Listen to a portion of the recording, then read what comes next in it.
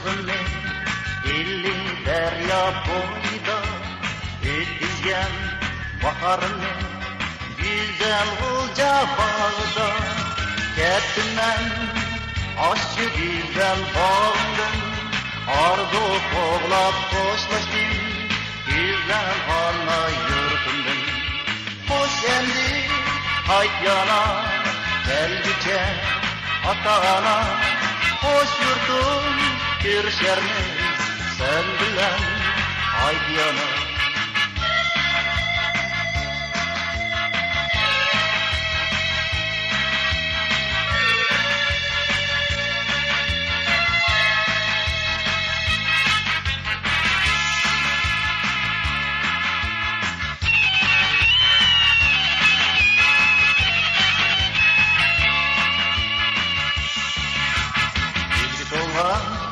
Oyununda erkilan üsken bağlına bilimni mu, akılni mu, hayatni mu verdin sen razına mengi yurtum sendin Kırağında örtünmen güzelmey beslendim hoş endi ayt yana gelgiçe ata ana hoş yurtum görüşermiz sen bilen hayt yana.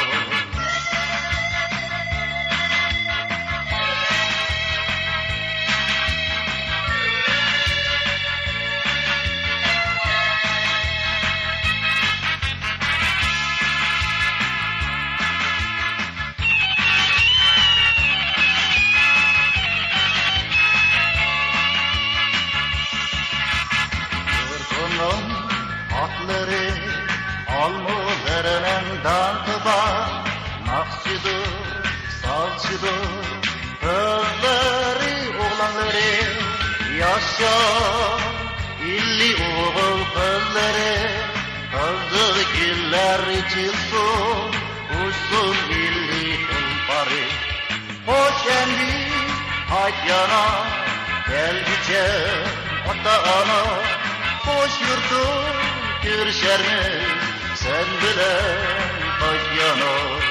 Hoş endi hayt yana gelgiçe ata ana.